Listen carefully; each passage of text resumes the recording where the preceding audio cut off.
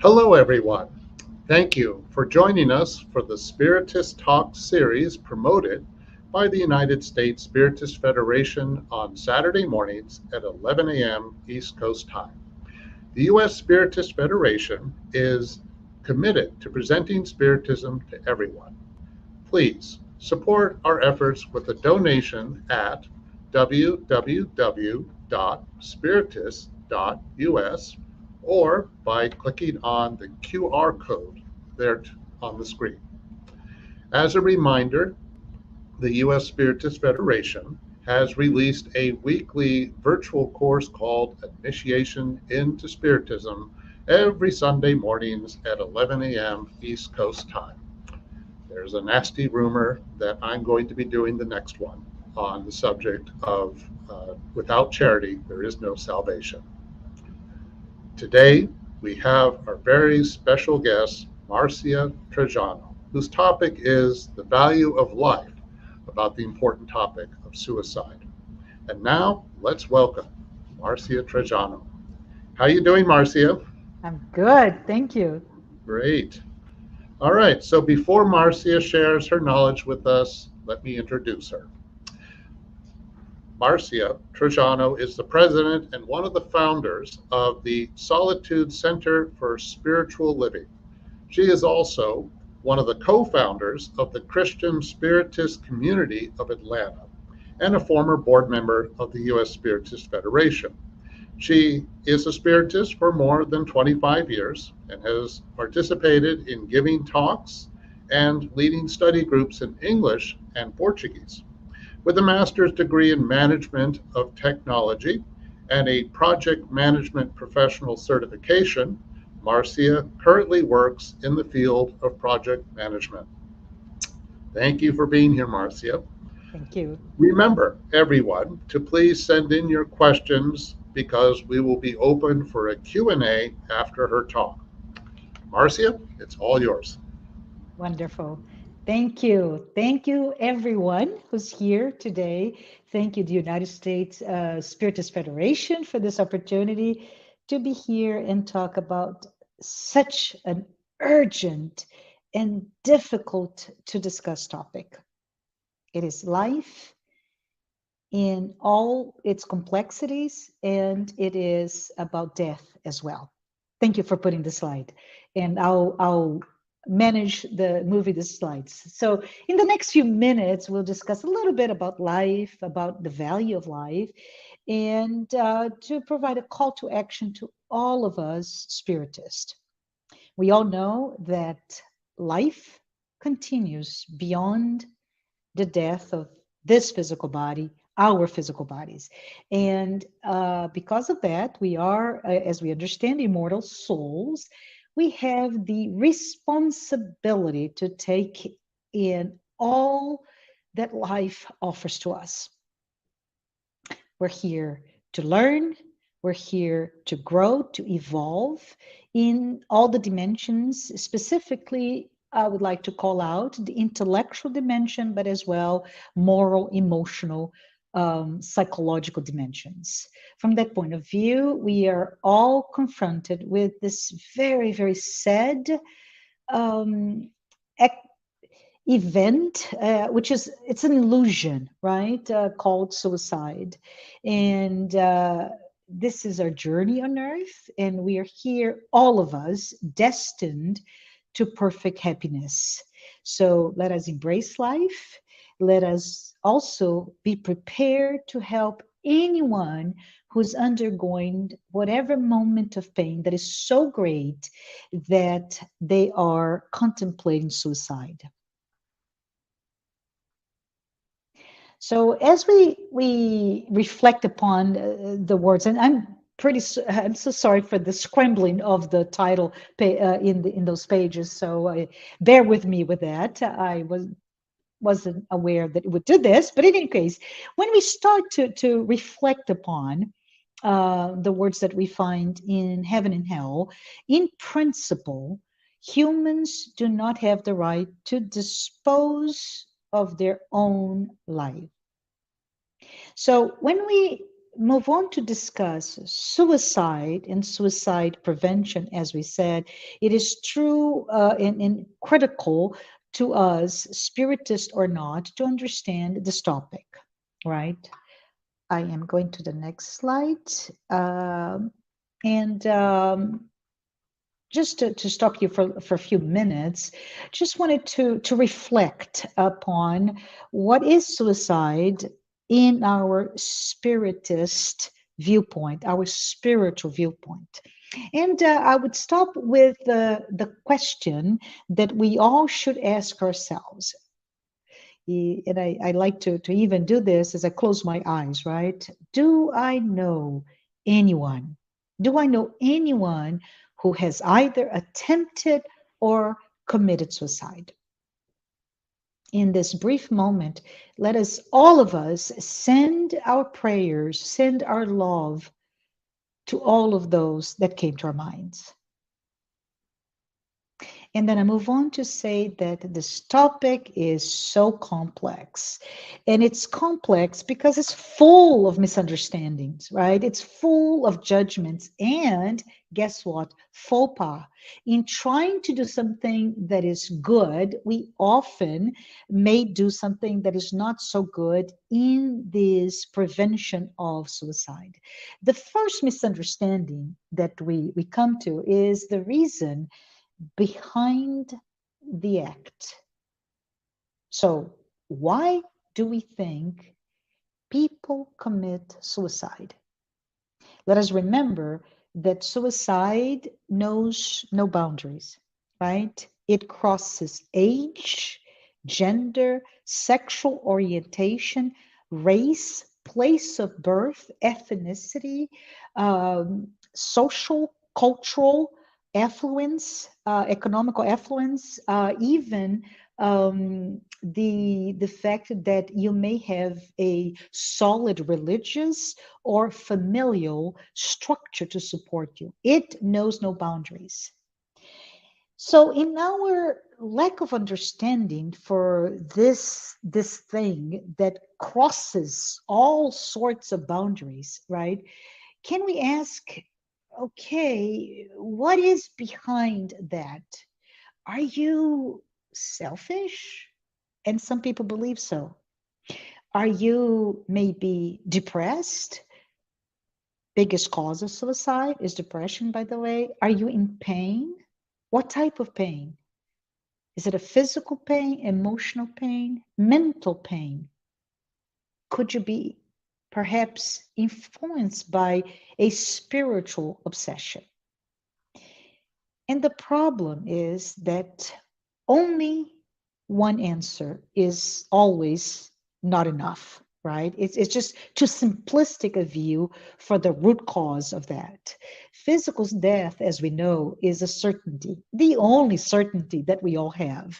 We will all experience the death of this physical body in this incarnation, either because, I don't know, we're sick, because we're growing old, right, and reaching end of life, an accident. It's a certainty to all of us. But it's important to think also that maybe in those causes for the death of our bodies, there may be the one that is so difficult that it's subject of our discussion today, is that we decided to kill ourselves. We committed suicide. I heard someone that I admire greatly say a long time ago that pretty much everything we do actually goes against the simple act of living. What am I talking about? What was he talking about? Well, he said, if you don't sleep enough, if you don't exercise enough, if you work too much, if you eat the wrong thing, if you drink the wrong thing, and there's also the diet du jour, right? If you breathe, I don't know, polluted air, if you drive recklessly, the number of causes for that contribute for us to not prolong our life on earth goes on and on and on, right? So we face the fact that we live our lives as we express our different experiences. Simply put, because of freedom to choose, our free will, our lives will be lived one way or another. So for us, part of what I call this carefully orchestrated life that begins before this incarnation, right? And it's messy to any of us, is we have this paradoxical contraposing forces, which is we're called upon to promote life, to really leverage, to take every opportunity that we have in living, in growing, in evolving, in all the circumstances, to actually savor life, right? To savor life in the path toward that perfect happiness. The counterpoint to that is the fact that we are vulnerable, and things that we would even otherwise think is harming ourselves is contributing to harm ourselves. So if we all have free will, and if our many, many lives result in different types of incarnation, why then should I not commit suicide, as Heaven and Hell by Allan Kardec said in the beginning, right? Why should I not be suicide, especially when I'm undergoing a moment of extreme pain or despair? Well, anyone who actually thinks about it and act upon it, we know, must be living that moment that at a minimum is not comfortable. At a minimum, it is causing some pain, some degree of pain, physically or emotionally, psychologically. We must think that with the free will, this person is facing that extreme moment of pain, and or may have it's common, right, especially earlier in the history of humanity, where it is a sense of honor. I'm going to be a martyr, and I'm going to take on the death to save somebody else. Or if I am a soldier, it is an honor to be there in a very dangerous situation to save my country, my nation, my whatever. Or the other fantasized viewpoint, I can go through revenge through killing myself, because I'm going to make the person revenged upon suffer, or even guilt. So those are the types of things that may come through our mind, our brains, but the person that actually goes through it may not, and certainly has not, truly understand the fact that life in itself has no end. That person has not understood that there is a commitment that we have made before we're even born in this incarnation, a commitment to fulfill our own plan that we're going to abort. The person has also not understood that the divine laws are eternal, they are unchangeable, and we're all subject to them. And with those laws, we are all responsible for what we do. And the more we know, the more we're responsible for what we do.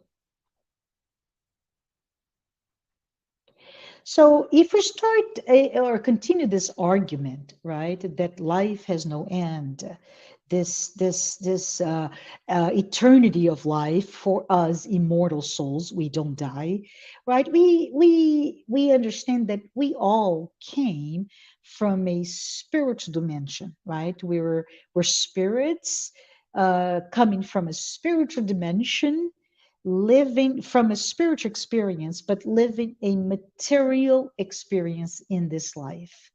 And we will return to that spiritual dimension.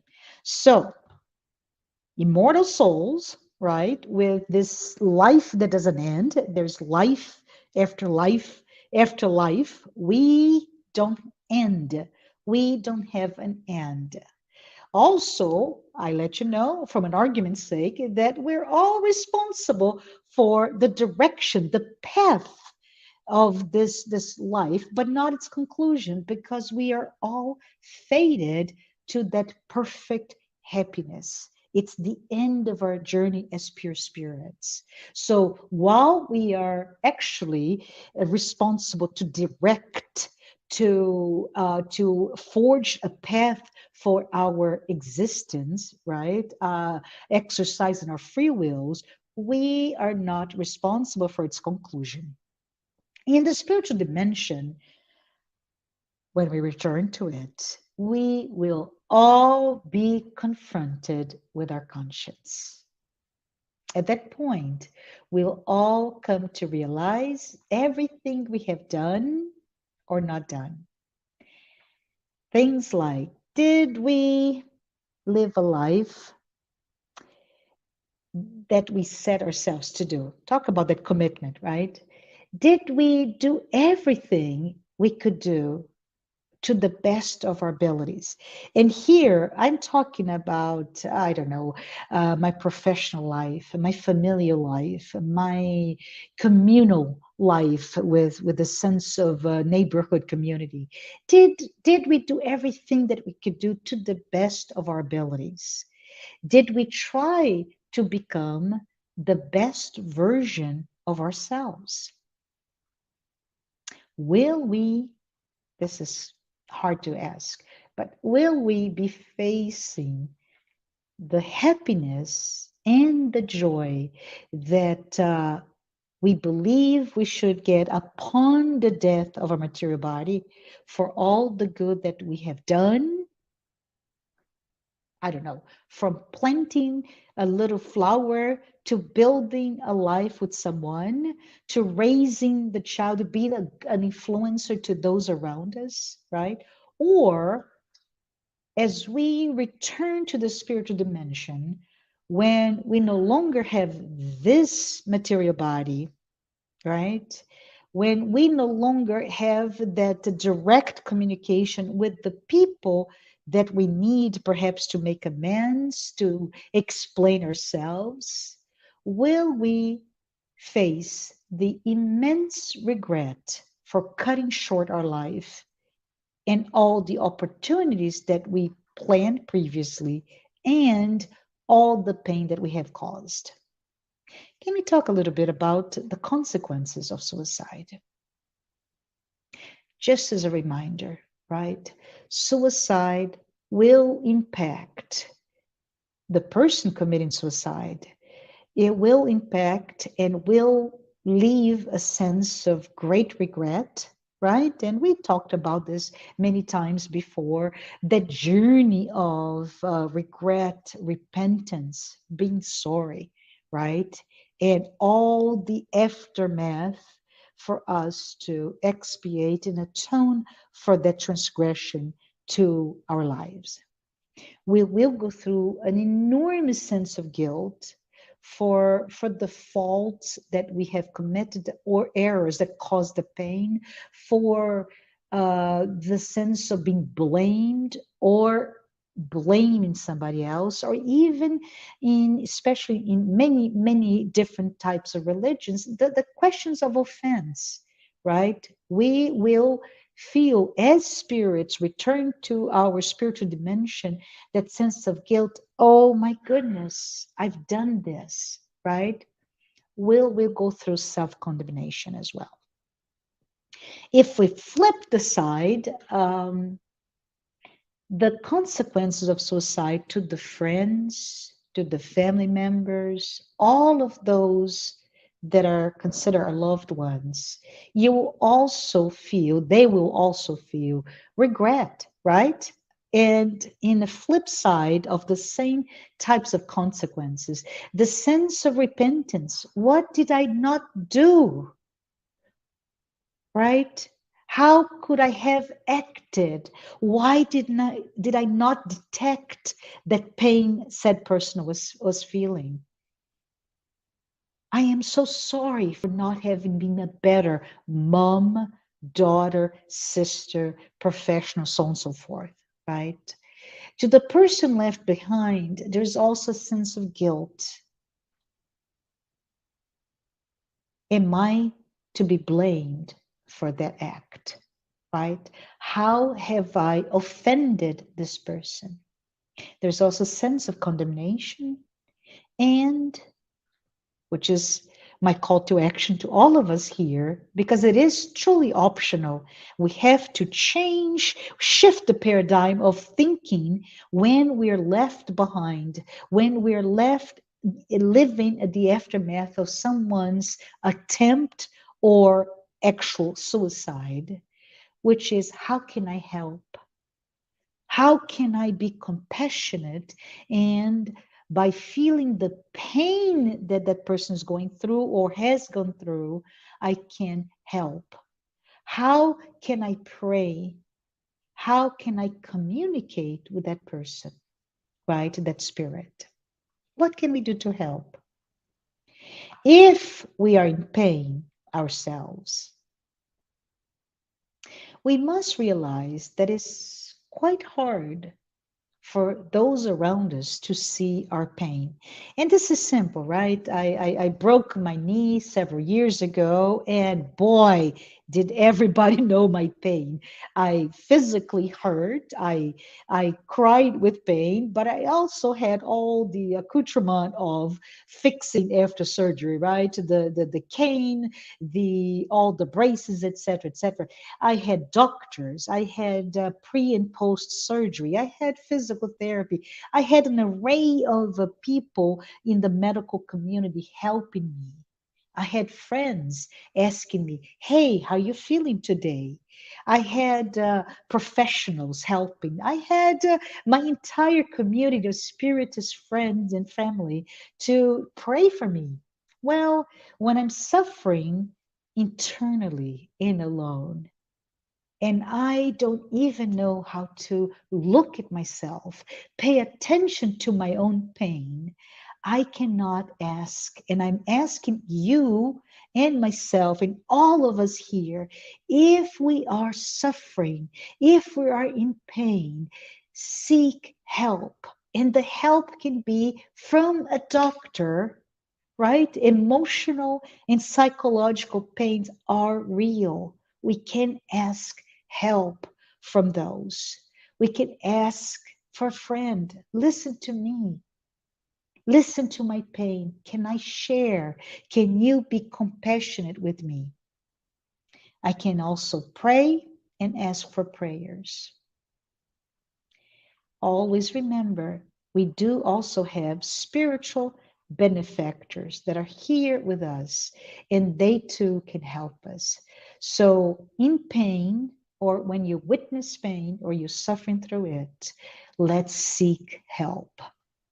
There are those mechanisms and people different from different points are there to help us in our moments of pain. For those who left us and left us grieving, mourning for their loss, right? For our loss when they left. It is also important for us to be reminded that in this moment of pain for the loss through suicide of someone we love, in the moment of the mystery behind what is the root cause. I don't see, it's not clear what was so painful that the person did this. Our sense of desperation is actually not helping. Our sense of desperation is destabilizing us, is taking away from our equilibrium, our sense of balance, and our peace.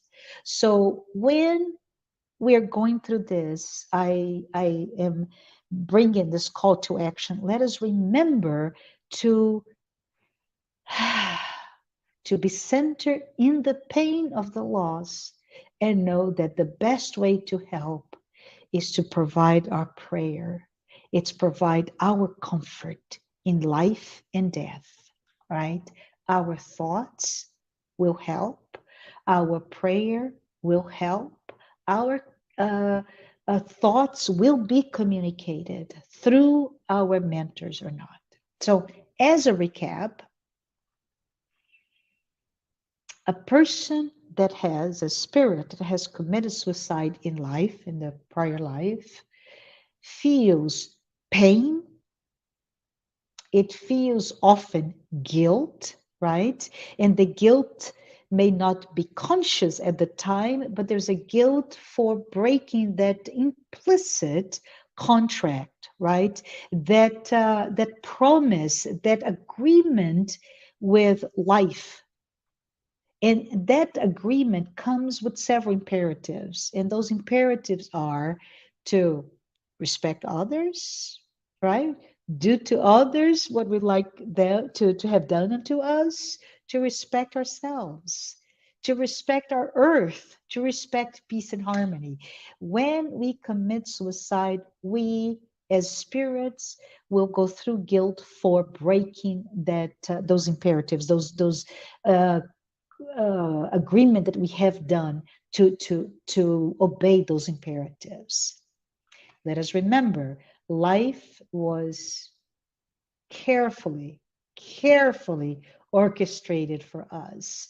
And it is an opportunity for us to really give us the most favorable conditions, right? For in this world that we live right now, the worlds of trials and expiations, we are given the most favorable conditions to undergo those trials and expiations. But upon suicide, we break that, and boy, is it's beautifully explained, difficult as it is, that book to read, but really well narrated in the book by Ivone Pereira, The Memoirs of Suicide, right? You can also understand that there are resources out there that is been shared to us. A great resource today is the Center to the Value of Life, CVV in Portuguese, right? But there are other books as well. So as we keep going in our next few moments, I'd like to remind all of us of the divine laws, right? Divine laws, as we can see, are eternal, they are unchangeable, and we're all subject to them.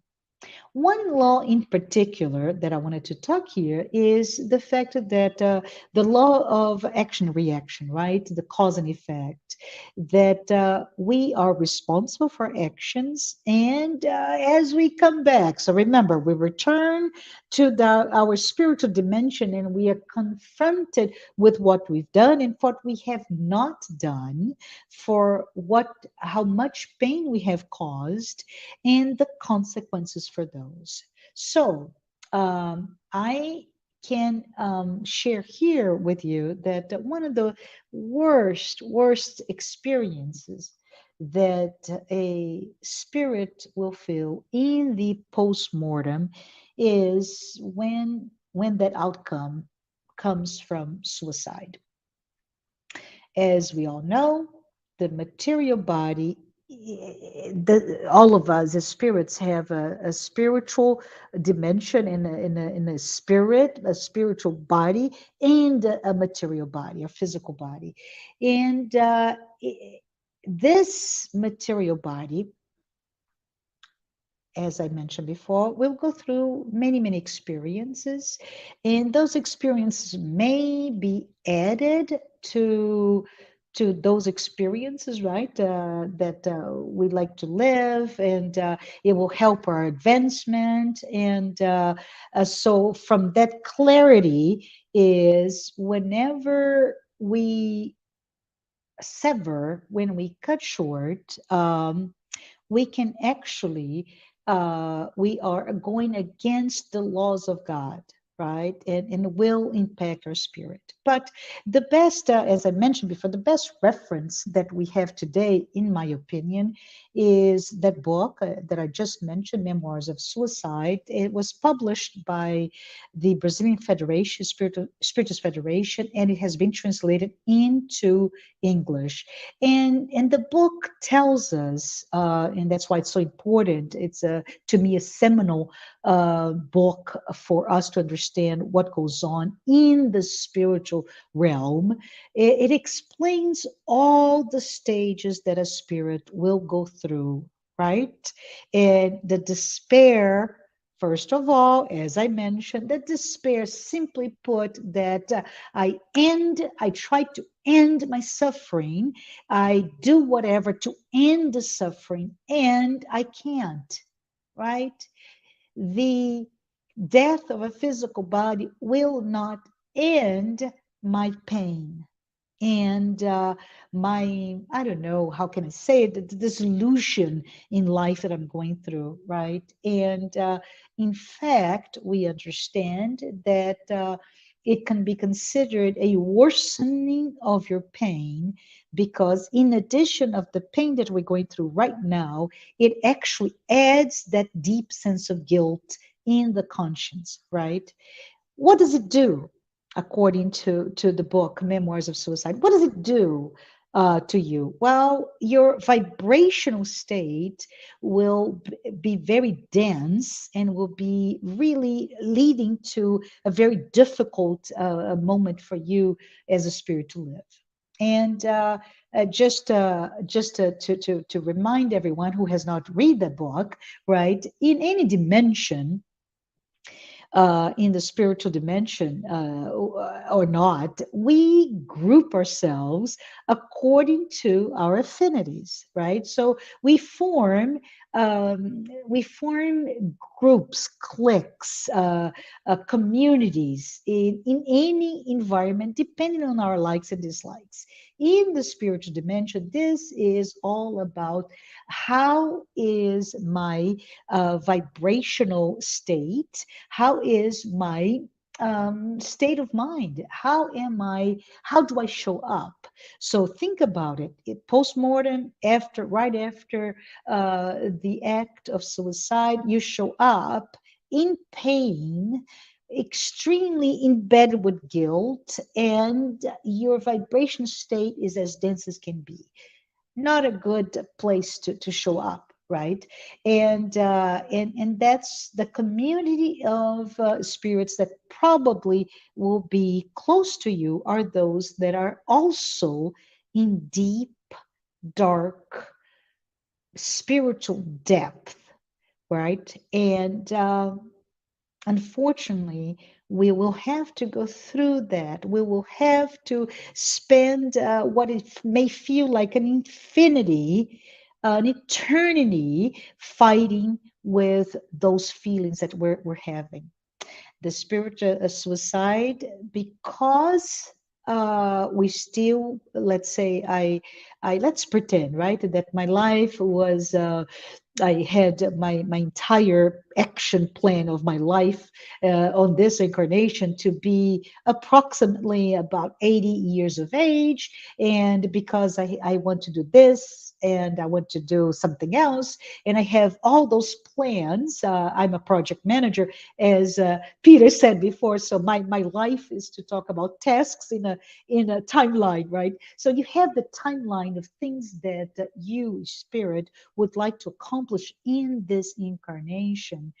And oh boy, you're building this, you're making something beautiful of your life. And I am not 80 yet.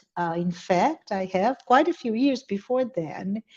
I die through self-death, self-killing. But I do have that vital fluid in me. And according to the book, Memoirs of Suicide, it's really important for us to understand that gap between the time when I should be leaving this material experiences as a spiritual being and the time aborted. That vital fluid will be there, right? And while all the things that happen in the decomposition of your physical body, which is doesn't need the vital fluid, in my case, it may still be there. So I, as a spirit, will be, forgive me for the words, but will be trapped in that moment of my suicide and living and reliving that. And that I can imagine, I could say it is the true hell, if we can use that word here, of somebody in pain, right? I want to end, but because I ended in such a way, my pain is not just relived ad nauseum, but I'm also reliving. I'm just unable to be outside of that loop, right? So it's important for us to see that it's a very grim picture that is painted, and it is so difficult for us. So if you go to the next slide, as we're ending our time together here, I wanted to just pose this question: what can we do? Right? And it's so important because we are not truly equipped, right, to recognize, to prevent this moment. And the prevention really comes with self-discovery, right? It's a moment of paying attention. And my call to action to all of us is simply be present, be in the moment. It is to understand that it's very difficult to link and create a causality, that root cause analysis, and create a causality between some of the triggers and the actual act of suicide, right? It does not make sense for us as parents of perhaps someone, or children of someone, or siblings, or related or friend of someone who has committed suicide, to understand that I could have, should have done something to prevent. And it all is around this ability to help, paying attention, to be there. So my call to action is to look in the eyes of each other. It is really to feel, it's really grow in our emotional intelligence, right? The sense of empathy, to understand that, simply put, as we live in the world of trials and expiations, we are all suffering some form or shape or degree of suffering. Therefore, we're all in this together.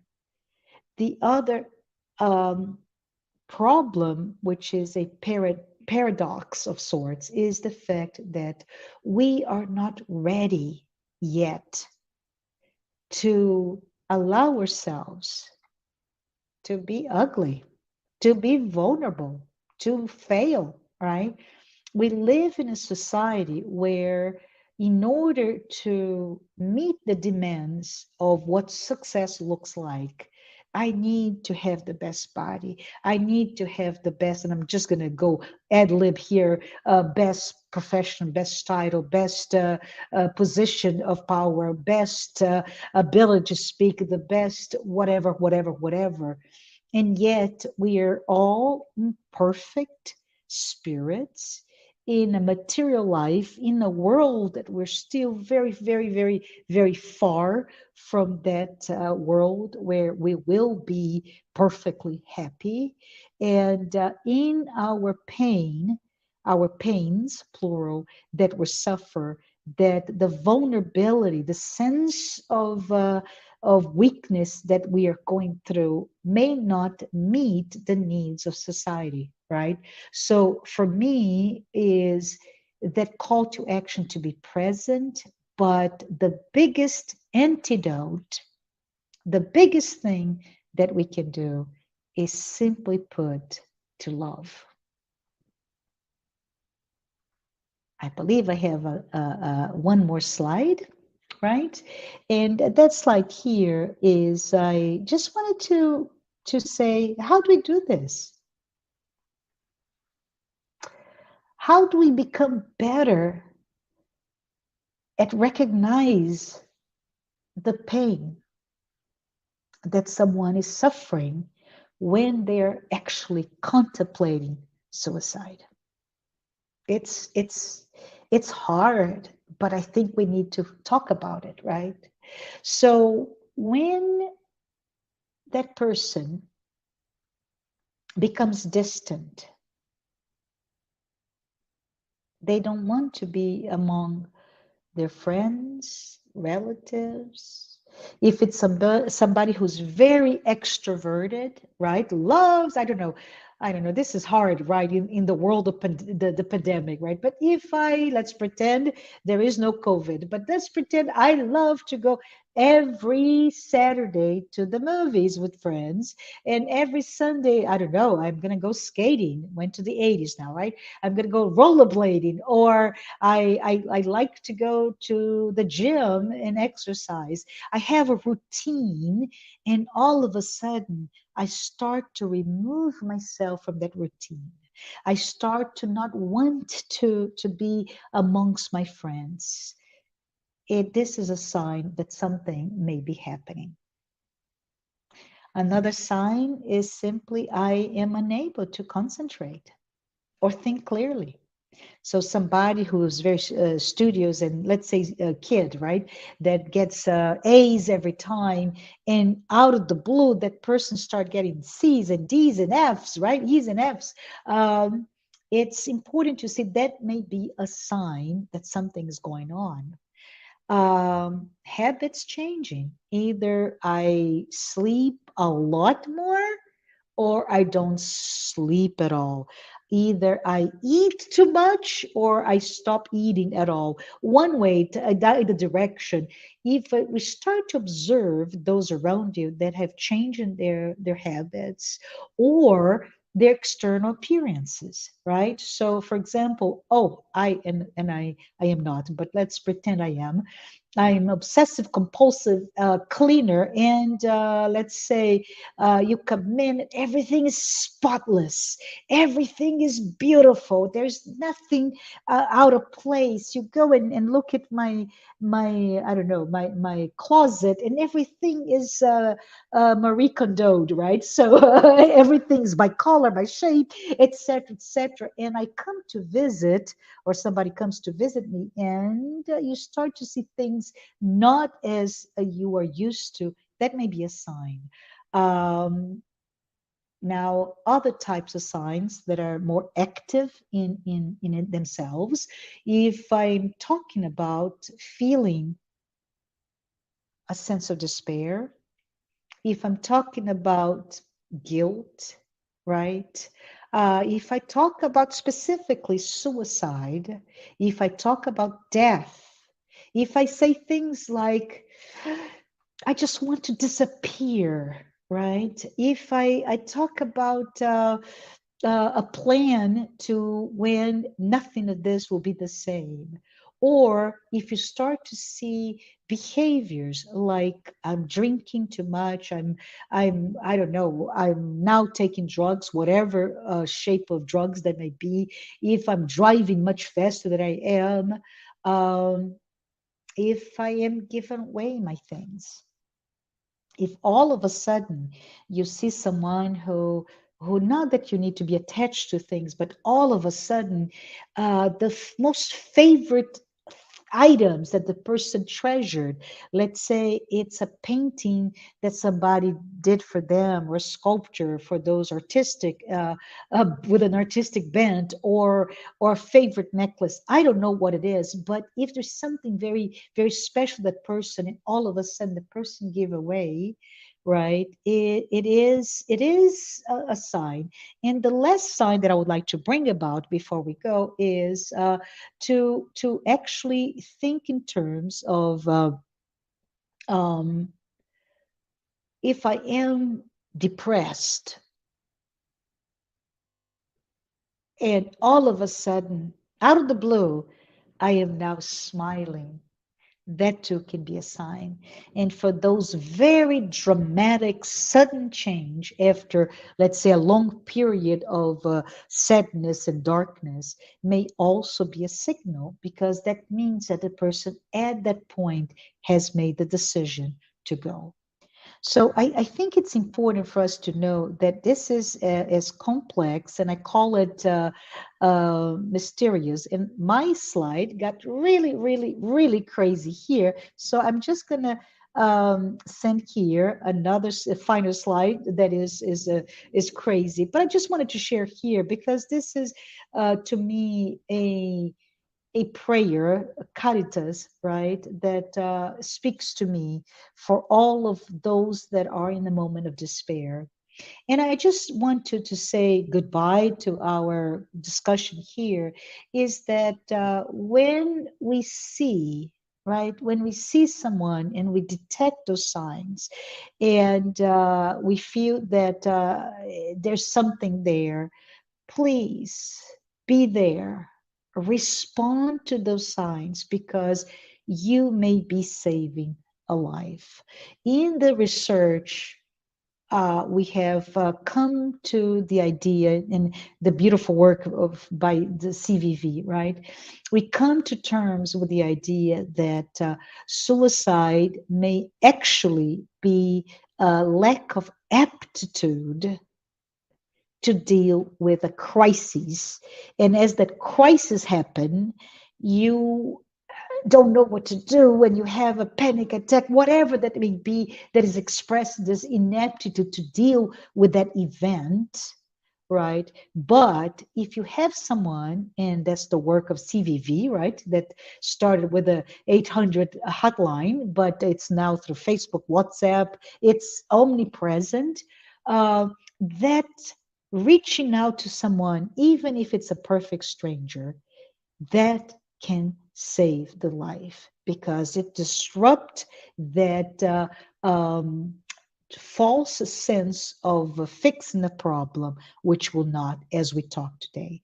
So for all of you that is listening to this, I give you my love and my sense of shared pain for you who may be going through pain, but all of you that also know somebody that lived through it. My love for you, and hope that you can overcome the spirit, this period, as much as possible.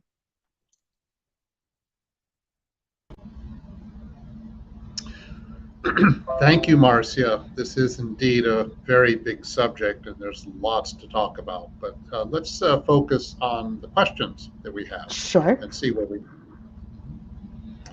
Okay.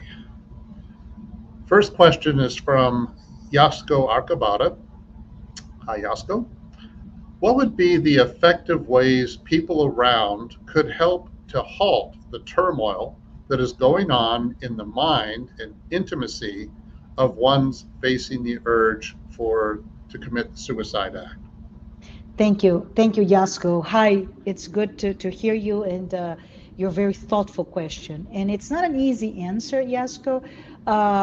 And I say it's not easy because we often don't detect, right? So, but you're saying you already see, right? You see the turmoil, which is a counterpoint, and you start to see that something is going on.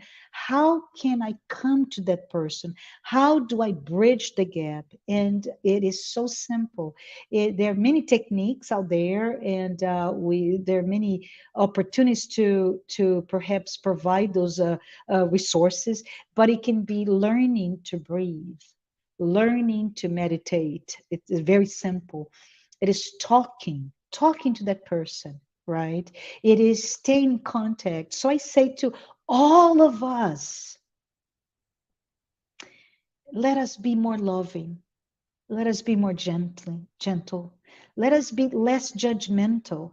because a lot of what we see today from a statistics perspective, Iasko, is that more and more, even though there is no, age for suicide, but we're seeing the incredible growth in numbers for the younger ones. And we're talking about children and early adolescent, young adults. That is fraught with those individuals that are killing themselves. And so it is important for us to connect, to be there, to demonstrate in however many ways.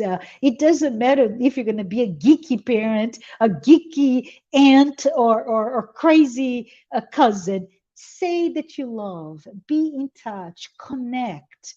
And in the age of pandemic, we found that technology is amazing. So go into a conference call, whatever way, use your cell phone, but connect with that person, but let that person know that he or she is heard, that she or he is seen. That would be my best way to bridge that. Okay. Nice answer. Thank you. Okay, next question. This is from Paula Craig. Actually, looks like a comment. Absolute hopelessness. It is very dark here. No light, no love, no feeling of anyone who cares. Nowhere to go except to succumb to the darkness. So let me try to rephrase that into a question. It'd be like this. What can we do when there is that feeling of no hope and we feel a desire to succumb to darkness? Yeah. What do we do about that? Yeah, so this is good, and I want to comment, Peter, and thank you for putting the form of a question. But I want to also comment on Paula's observation, right, Paula? Because I think we can talk about, and if you can just leave it there for a moment, we can talk about feeling that, and this is the micro level, right, Paula? That I may be feeling that. We can also talk about the macro level, which is we're living in a world, right? We're living in a world that is materialistic in in its essence, a material world, but a very materialistic culture.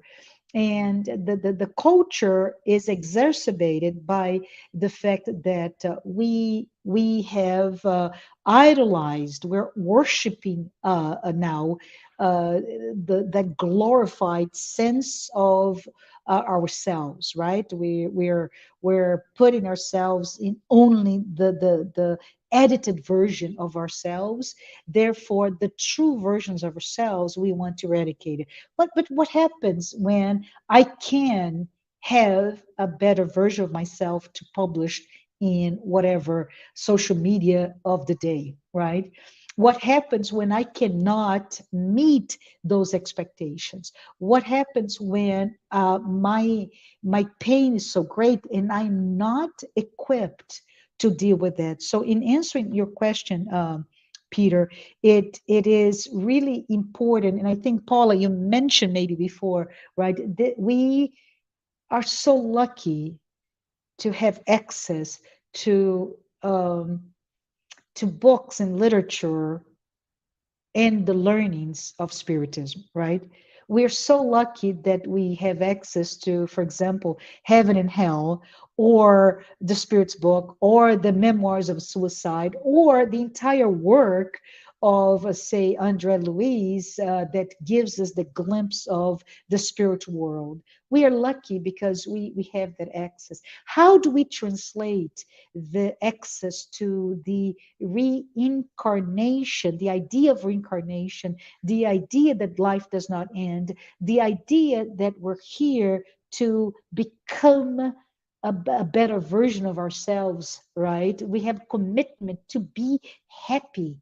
That is what God wants us. And sometimes that becoming that better version of ourselves, becoming enabled to become happy, pain is often a part of that path.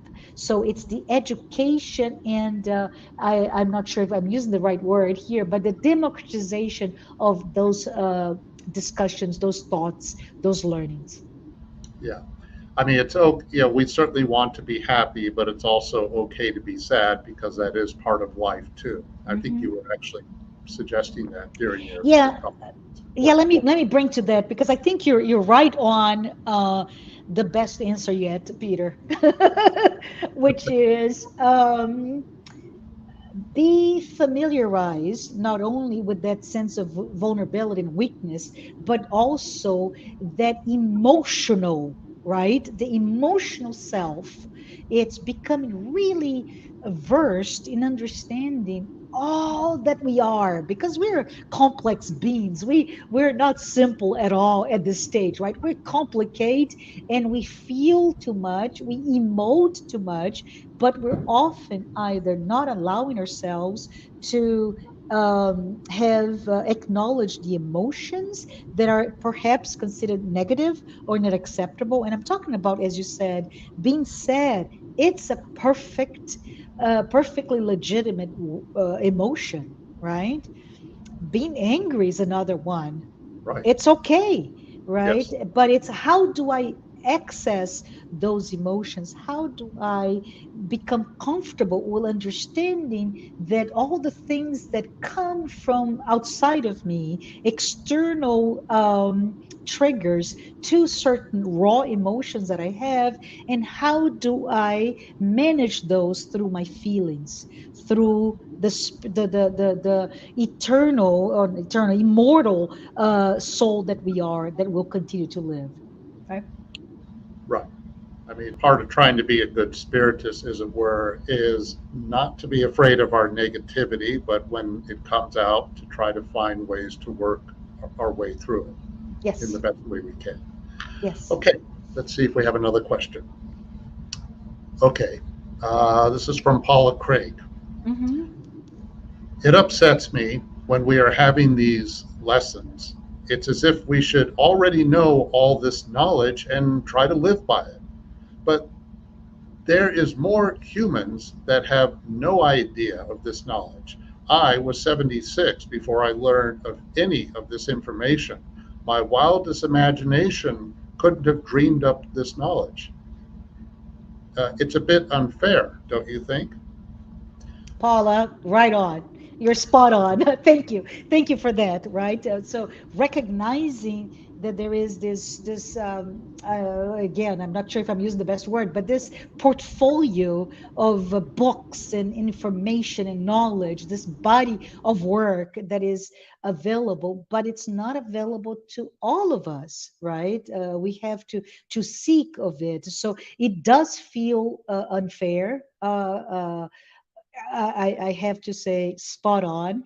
And to me, it comes then that the urgency, Paula, the urgency, the criticality, the imperative, if I may, of all of us to be better students and better stewards of the learnings that we are accepting, receiving. I just keep remembering that I believe it was St. Francis of Assisi that said, right?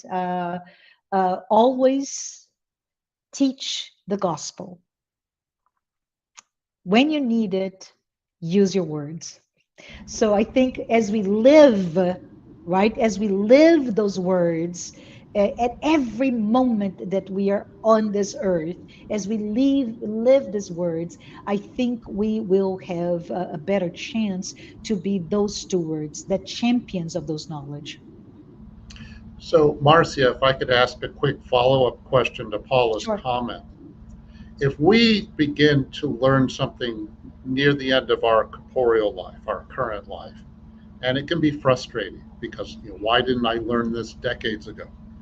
Is it too late?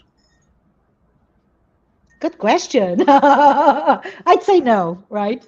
Because Yeah. if I say it's too late, Peter and Paula, I would say that it's finite, right? That we only have one chance to live. And as I I tried to explain earlier in this discussion, we live multiple experiences, right? It's part of our free will to select how we're going to go about. But the amazing love and mercy that God has and demonstrates to us is that it's not just one chance.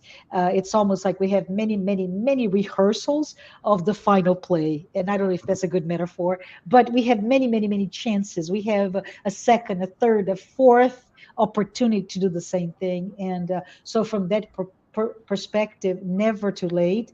And the other perspective, Paula, is that, and I read this, and I'm trying to think where I read it, but it was a commentary to somebody who was in a coma, right? And this person was in a coma for not a short period of time, and it came back, right? It came back to consciousness and was able in one brief moment before his final, he was a young man, his final moment in life, in this life, was able to reconcile with his dad.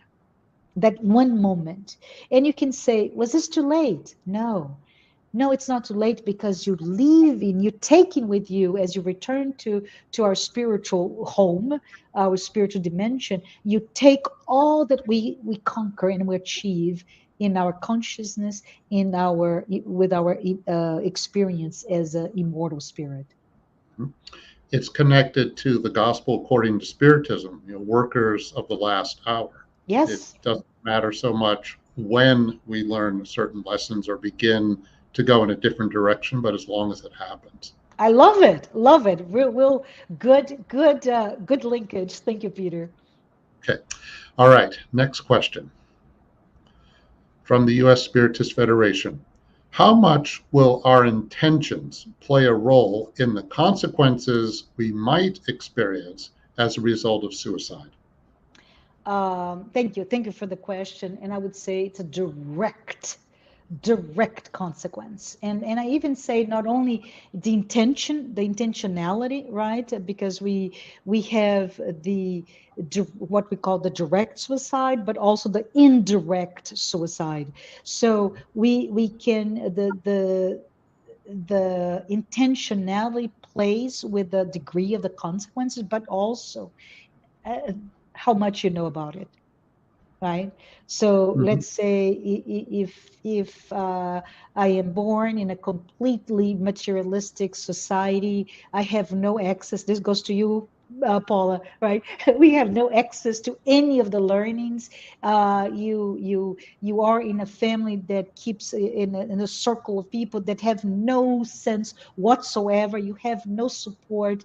That intentionality, that indirect result of the lack of information and the indirect type of suicide, or in terms of I did not know that I was killing myself by driving 100 miles per hour, right, in this highway. I don't know, I'm making this up, but there's the not only direct, indirect, the level of how intentional you are in doing it, but also how much do you know about it. So it is critical that we learn about it. And you could say, oh no, I don't want to know about it because I'm going to be more responsible. No, it's really important. A lot of research today, by the way, and I'm going to do a plug for a book, if I may. I don't know if you can see it, by Andre Trigueiro. Yeah, living is the best choice. And his, of course, for those who do not know him, Andre Trigueiro is a journalist, and he wrote this book. Thing was 2012. This publication by U.S. Spiritist Federation in English is amazing. He even gives a very good, rather recent updates to this whole discussion, right? But those statistics tells us a lot about our the need, the urgent need for us to be talking about suicide, right? And the manner by which we talk about suicide is also very important. Right. Thank you. Very good Thank points. you. Okay, next question from Erica Ning. Hi, Erica. Hello, Marcia. Thank you for this lecture. Can those spirits who commit suicide repent quickly and receive help and do better? Oh, Erica, thank you. This is an unfair question. I don't know. I don't know. It really depends, right? It depends on a multitude of things. And it's very important. And I would say it's a maybe a pause for us to reflect upon because there are in many different religions there is such a sense of guilt and blame associated with suicide, right? And because spiritism, and as we saw, we find it in the Spirit's book, we saw in Heaven and Hell, we saw in many different books, including very explicitly with that title of the book that I mentioned to you before, the Memoirs of Suicide. You see very specific, very negative reference to what happens to the spirit. I think it's important for us to know that we're here to talk about life, right? We're talking about preventing suicide, direct or indirect suicide, through the ability to promote life, to the ability to understand those connections, but also to be able to express our love as much as possible, right? But I think in this, and I'm not answering your question, Eric, I know that, but I think it's important for us to understand the most important element for us to promote life and promote our love is to accept. And I'm giving a hug, metaphorically here, a virtual hug to all of you in this metaphor of love, to accept every single person as they are, in their moments of pain, with their moments of despair, in their moments of suffering, of weakness, of vulnerability. And for that, I'd say, for those spirits that have left, right, that have committed suicide and are suffering, because we all are responsible for every action that we do, right? But we have to understand that there is no judgment, and that for us, if we know someone, and just send your prayers, because it will help alleviate their pain. Send your understanding, send your love, however way you can. Very important point. Yes. Okay. I believe this will be our last question. This is from Selma Laporte. I hope I pronounced your name correctly. As holistic beings, excuse me, as holistic beings, people with any psychological problem should seek medical help by also spiritual assistance, as this also may be the case of negative spiritual influence. Do you agree? Wholeheartedly, Selma. Thank you for the question. Right. First of all, um, because of what we believe, right, which is not only life after life, but we also believe in that communication between the spiritual world with our material world, which means we also believe in that spiritual influence, negative or positive.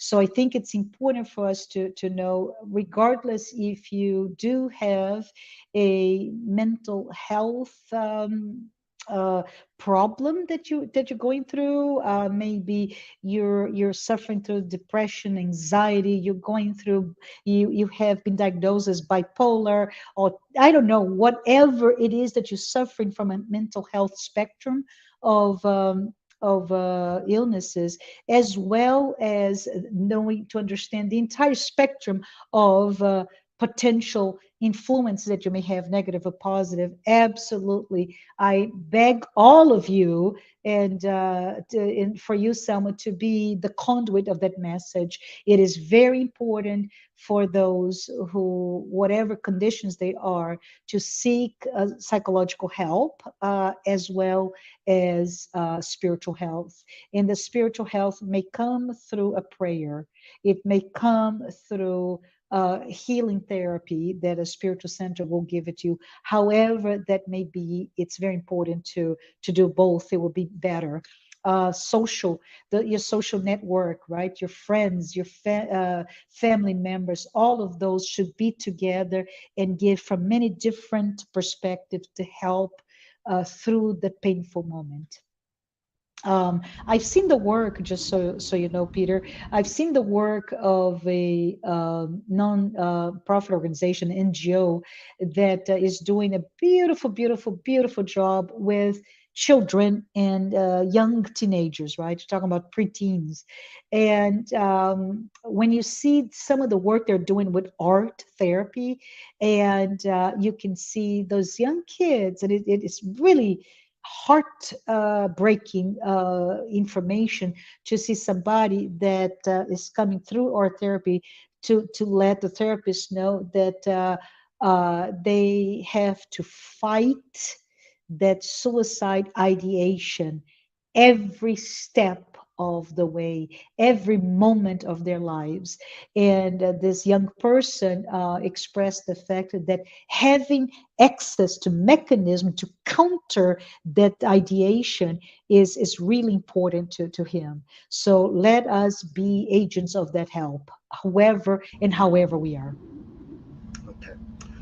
Well, thank you, Marcia, for encouraging all of us to reflect on this subject. It's extremely important, obviously, and a very big one, and essential for those who are struggling with that urge. And thank you, everyone who watched this live. And we thank all of you who have been following our weekly talks. And once again, thank you for supporting our efforts with a donation at our website or by scanning the QR code on screen. The U.S. Spiritist Federation is committed to providing additional information on Spiritism. Certainly more and more work is coming out in English, but also the U.S. Spiritist Federation is an important resource of information on Spiritism in general. Our next talk will be Saturday, July 2nd at 11 a.m., and we will have Andrea Marshall Neto, and the theme will be the Kingdom of Heaven. And now, before we end our live, Marcia, could you please say our final prayer? Absolutely. Thank you. Thank you for the opportunity. And I'm going to close my eyes, invite all of you to do the same. And as we breathe in, may we all connect with all the light that is already touching all of us as our benefactor spirits of light who are here together with us during this past hour and some minutes. May they all bring light to our hearts, to the pain that we are suffering, undergoing, as well as the pain of many of those that we know. May we be better prepared, dear Lord, our Master Jesus Christ, and all of the spirits of light. Help us to be that guide, be that light as well, that shine across that painful moments, the moments of crisis, the moments of extreme sense of helplessness. May we all bring the joy of living, the zest for life, and all awareness that we may have toward our end state, which is our perfect happiness. May all our families be blessed in this beautiful Saturday. So be it. So be it.